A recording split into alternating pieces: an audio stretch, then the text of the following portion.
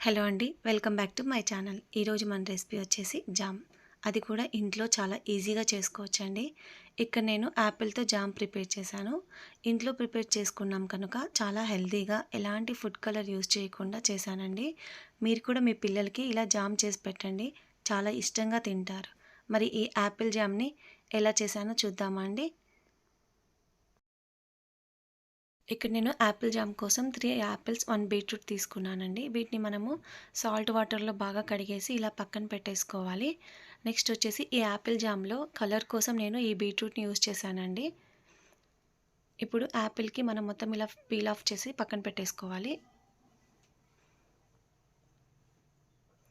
ఇలా peel off చేసుకున్న తర్వాత మొత్తం యాపిల్‌ని, బీట్రూట్‌ని చిన్న చిన్న ముక్కలుగా కట్ చేసి పెట్టేసుకోవాలండి. తర్వాత నేనొక కడాయి తీసుకున్నాను. ఈ కడాయిలో వచ్చేసి మనం కట్ చేసి పెట్టుకున్నాం కదండీ! ఈ యాపిల్ ముక్కలన్నిటిని వేసేసుకోవాలి. నెక్స్ట్ వచ్చేసి ఇందులోనే మనం కట్ చేసి పెట్టుకున్నాం కదండీ బీట్రూట్ ముక్కలు, దాన్ని కూడా నేను యాడ్ చేశాను. ఇప్పుడు వీటన్నిటిని ఇలా కలుపుకోవాలండి ఒకసారి. ఇప్పుడు ఈ యాపిల్ ముక్కలు, బీట్రూట్ ముక్కలు ఉడకడం కోసం నేను కొంచెం వాటర్‌ని యాడ్ చేస్తున్నానండి. ఇలా ఒకసారి మొత్తం కలిపేసుకొని దీనిపైన ఒక మూతను పెట్టేసి ఒక 10 మినిట్స్ ఉడికించుకుందామండి మీడియం ఫ్లేమ్‌లో. నెక్స్ట్ చూసారుగా ఆఫ్టర్ 10 మినిట్స్ ఎంత మంచిగా మొత్తం ఆ వాటర్ కూడా అంతా బాయిల్ అయిపోయాయండి.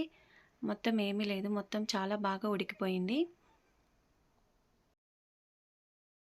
ఒకసారి ఎలా ఉడికిందో చెక్ చేసుకుందామండి. ఇలా నేను ఒక పీస్‌ని ఇలా మొత్తం ఇలా కట్ చేయగానే 2 పీసెస్‌గా అయిపోయింది. చూసారుగా చాలా మంచిగా కుక్ అయిపోయిందండి. ఇప్పుడు దీన్ని మనం పక్కన పెట్టేసుకొని చల్లారనిద్దాం.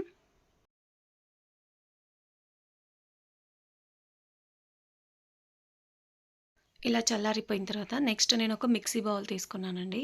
ఇందులో మనం ఉడకపెట్టుకున్నాం కదండీ యాపిల్ ముక్కలు, బీట్రూట్ ముక్కలు మొత్తం ఇందులో వేసేస్తున్నాను. వేసేసి దీన్ని మనము పేస్ట్‌గా రెడీ చేసుకోవాలండి. చూసారుగా మొత్తం గ్రైండ్ పేస్ట్ అయిపోయిందండి. మొత్తం బాగా పేస్ట్ అయిపోయింది. చూడండి చాలా కలర్‌ఫుల్‌గా చాలా బాగా రెడీ అయిపోయింది. నెక్స్ట్ వచ్చేసి మనం ఇంతకుముందు యూజ్ చేసాం కదండీ అదే కడాయిలోకి నేను దీన్ని ఫిల్టర్ చేస్తున్నాను. ఇలా స్పూన్‌తో మెదుపుతూ ఉంటే సాఫ్ట్ గుజ్జు అనేది ప్యాన్‌లో పడిపోతుందండి. ఇలా అంతా ఒకసారి బాగా ఫిల్టర్ చేసేయాలి. ఇలా ఫిల్టర్ చేయడం వల్ల మనకి సాఫ్ట్‌గా ఉండే యాపిల్ ప్యూరీ గుజ్జు ఉంది కదండీ! అదంతా ఇలా చూసారా మొత్తం ప్యాన్‌లోకి పడిపోతుంది. అనేది సుమారు ఒక కప్పు వరకు వచ్చిందండి. అయినా సరే ఒకసారి మనం దీన్ని కొలుద్దాం. ఇలా కొలిచి ఆ తర్వాత మనం షుగర్‌ని యాడ్ చేయడం వల్ల ఈ జామ్‌లో అనేది స్వీట్ అనేది చాలా కరెక్ట్‌గా సరిపోతుందండి. ఎగ్జాక్ట్‌లీ ఒక కప్ వచ్చింది చూసారుగా.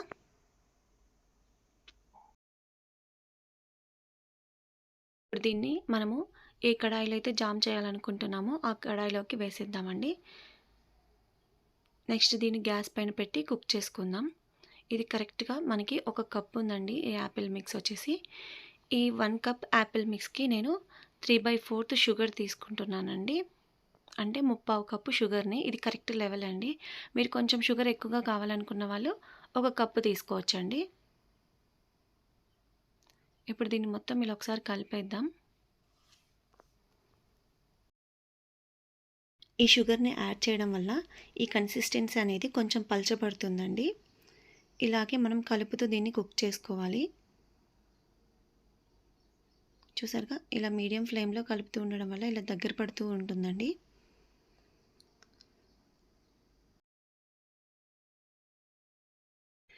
ఇప్పుడు నేను ఇందులో సాల్ట్ యాడ్ చేస్తున్నానండి కొంచెం. అది కూడా ఈ సాల్ట్ యాడ్ చేయడం వల్ల మన జామ్ అనేది చాలా టేస్టీగా ఉంటుంది. చూసారుగా అండి కన్సిస్టెన్సీ అనేది కొంచెం దగ్గర పడిపోయింది. ఇప్పుడు నేను వచ్చేసి ఈ జామ్‌లో నేను ఇలా లెమన్ జ్యూస్ వేస్తున్నానండి. మనం యాక్చువల్‌గా బయట వచ్చేసి మనకి సెప్టిక్ యాసిడ్‌ని యూజ్ చేయడం వల్ల ఆ జామ్ అనేది మనకి చాలా రోజులు నిల్వ ఉంటుంది. ఇప్పుడు దీన్ని ఇలా కలుపుతూ ఉంటూ మనము 7-8 మినిట్స్‌లోనే దగ్గర పడిపోతుందండి మన జామ్ వచ్చేసి.